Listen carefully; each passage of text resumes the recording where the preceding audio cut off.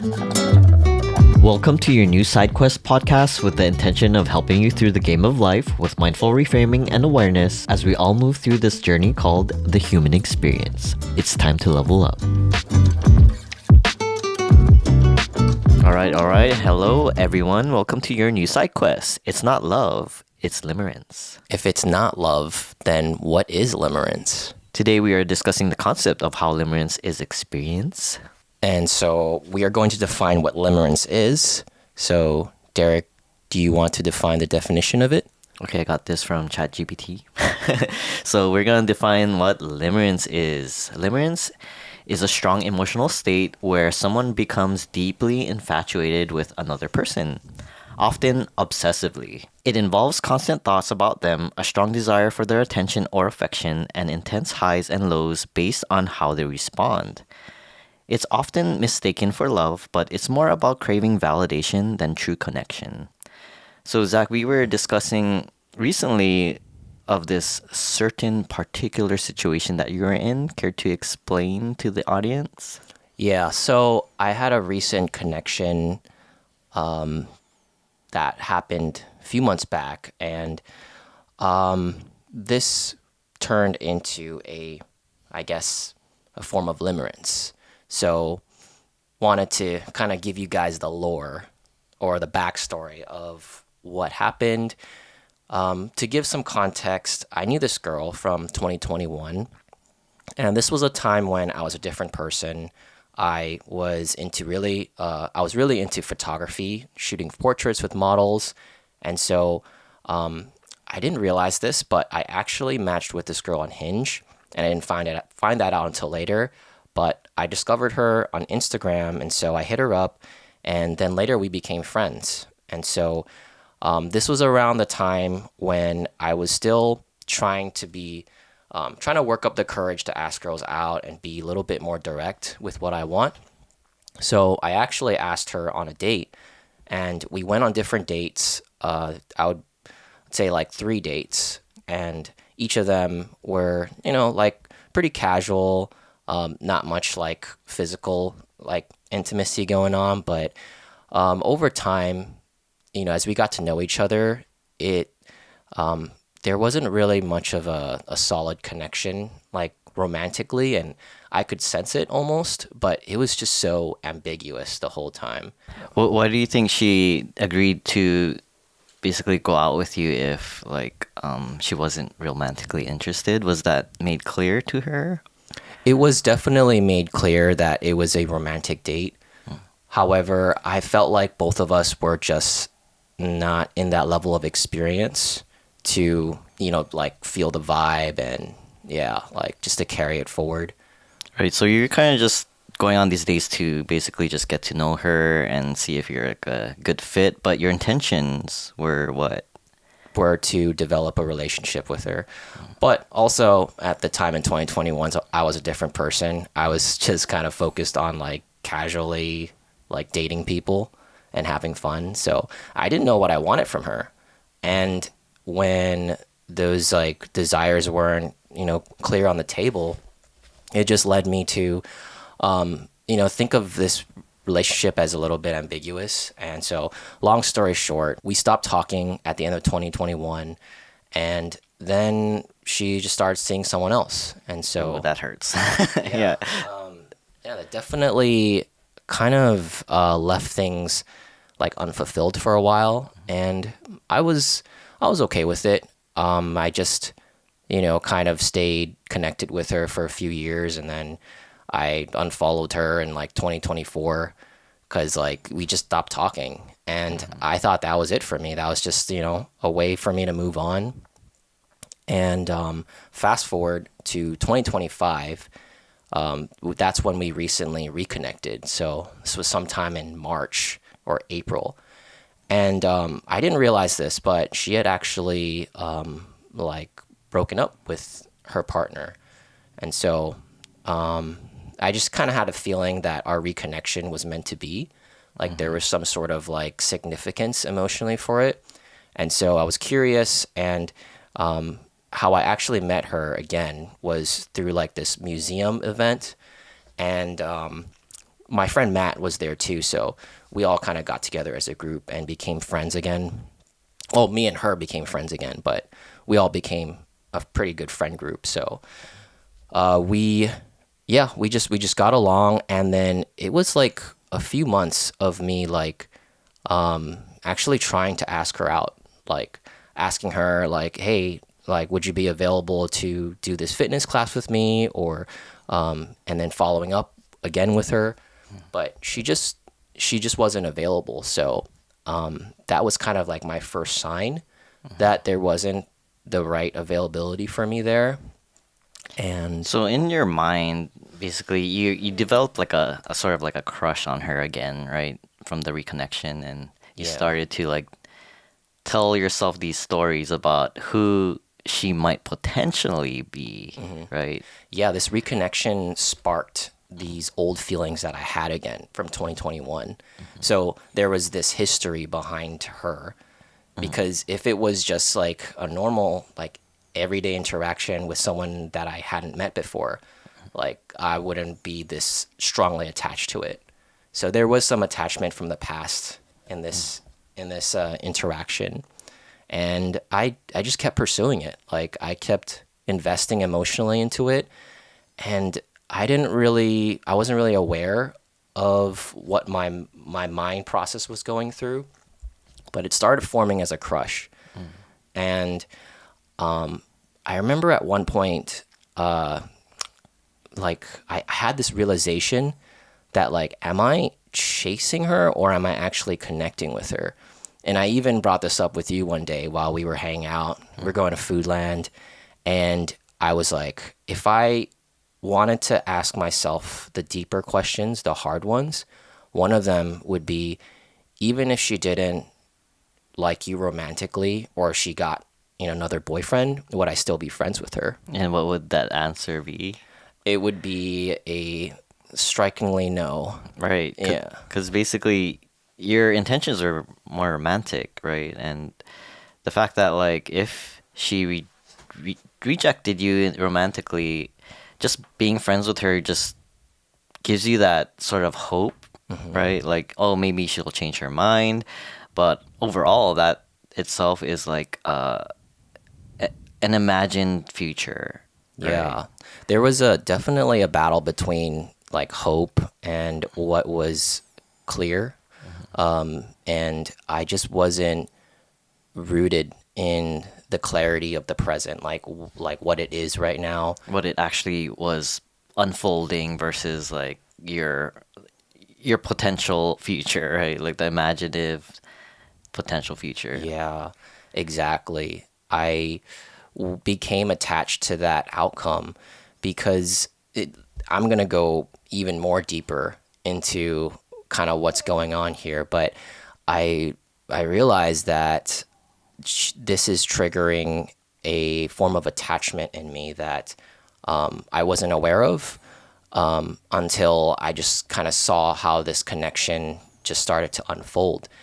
And so later on, after realizing that maybe I am chasing her, I'm chasing the idea of her. So that's the form of limerence, is when you're not really connecting with the person for who they are, but you're just chasing the idea of them, like how this person makes you feel.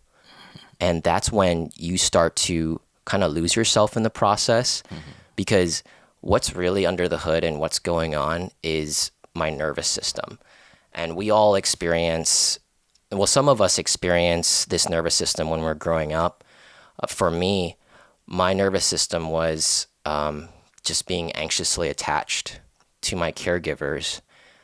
I remember my earliest memories were when my caregivers, who were my mom and my grandma, when they were raising me. And I was a very highly sensitive kid back then. And whenever I would act up or I would need attention, they would ignore me. Maybe not on purpose, but because they have so much going on in their lives and they're so busy. So they were basically unavailable. They were, yeah. They were emotionally unavailable. So what happened was I developed a pattern of chasing after that affection or that love. Just working harder for it. Right? Yeah, just trying maybe just a little harder, trying to earn their love. when in fact that's not really healthy. Like normally you're supposed to be able to receive love freely, but in this case, because of how I grew up, those are the circumstances that I was given. And later on, my mom and my grandma realized that I needed more love and care. So, but it was those very early on patterns that shaped how my attachment style is today. It follows up to adulthood, basically, right? Yeah. So that was a disturbing, eye-opening realization that I had. And I related that to what is happening right now with me and this person.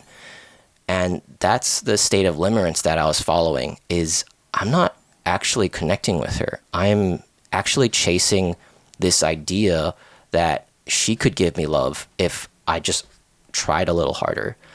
Right. You were basically trying to chase that validation that you didn't receive back in your childhood days.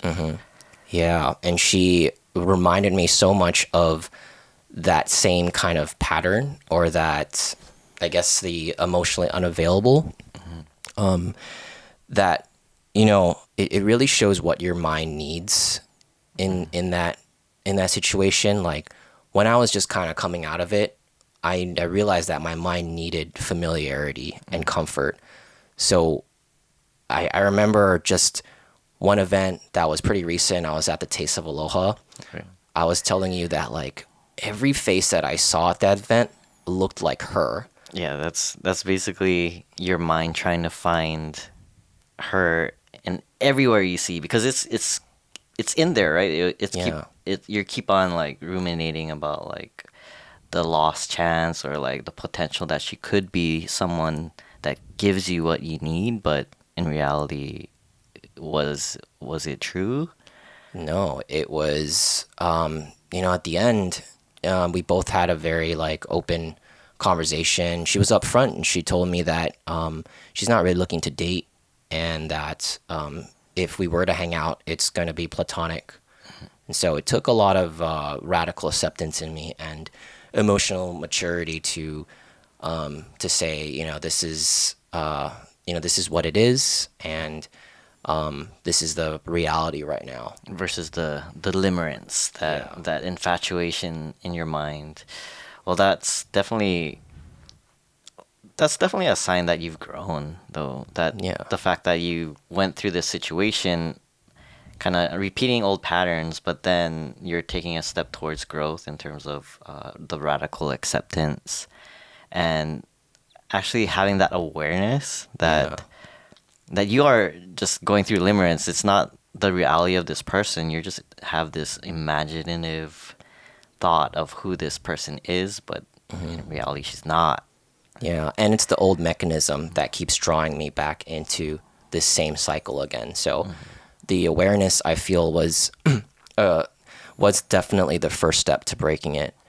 So yeah, I just had, there were some really good takeaways that I got even from this connection. So didn't feel like I lost anything when she told me the truth. Didn't take it as rejection either. Like we said in a previous podcast episode, it's not rejection, it's redirection. Yeah, you're being redirected towards what's actually meant for you. Yeah, so I would say one of like a few of the big takeaways that I got from this interaction is, one, your self-awareness is the first step to breaking that cycle. If you're attached to emotionally unavailable people and you start developing that limerence state. And two is that like, just in like romantic interactions, someone rejecting you, when someone rejects you, they're not really rejecting everything about you. They're only rejecting the idea of you, right? The possibility, because maybe they're not available during that time, or they could be like, not really looking for a certain preference or whatever. But yeah, it's mostly a redirection. I totally feel that. So that brings up another topic too, which is like the state of love is when, you're given that love freely, and you don't have to chase or try to earn that love. So what would a healthy form of love look like? Like like what does that look like in a healthy relationship? So a healthy love is basically, not that exciting, honestly. It shouldn't be anxious, anxiety inducing.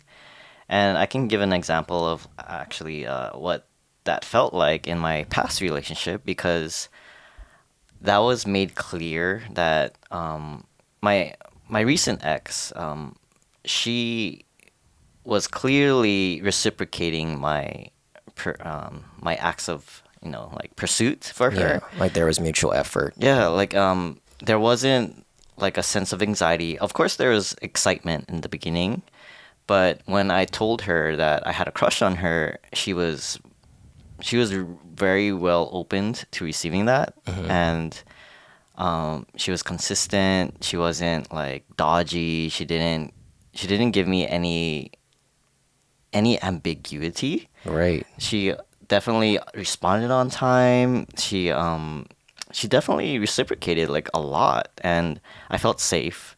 But also at that time, I didn't know what real love was supposed to feel like. So I felt like it was weird, Yeah, and it like you was almost rejected that. yeah. I was actually semi rejecting it because I thought love was supposed to be exciting and full of like high energy and Intense, yeah. intense and like a good back and forth. But like with my last relationship, it was pretty just you just knew, like we just knew that we liked each other and there's no guessing involved. Even though it didn't work out in the end, it was such a great experience feeling that, like feeling that real love where it was actually healthy and, to be honest, quite boring at times Yeah. because it's predictable. It was really predictable. It was clear. There's no anxiety. It felt safe.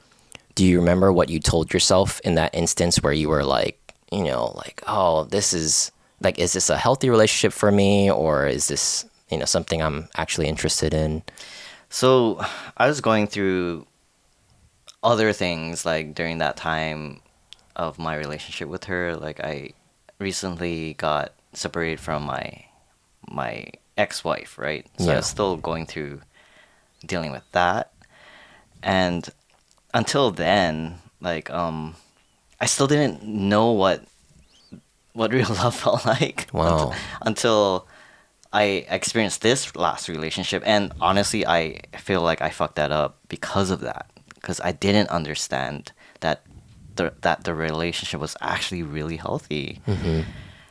And that's partially the reason why we broke up, was that I thought maybe perhaps I wasn't really attracted to her because I didn't have those high emotions.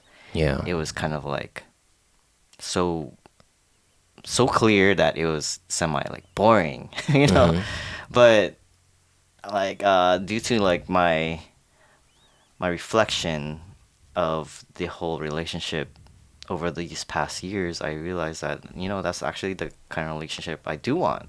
Yeah. Is that boring but healthy, like secure relationship where everything's just not ambiguous. It's just made clear. Yeah. That's what's safer, and that doesn't trigger your nervous system as much. I realize that's something that I also deserve too, even though I may not actively be seeking it. That like that lack of ambiguity, like you said, and that clear communication, that is so important in a healthy relationship. Yeah, because without it, like with ambiguity, that's just gonna cause your nervous system to like get anxious And triggered, and you go to your old patterns and all that. yeah. So overall, what would you say the main takeaway or mindful reframing this episode is trying to convey to our audience?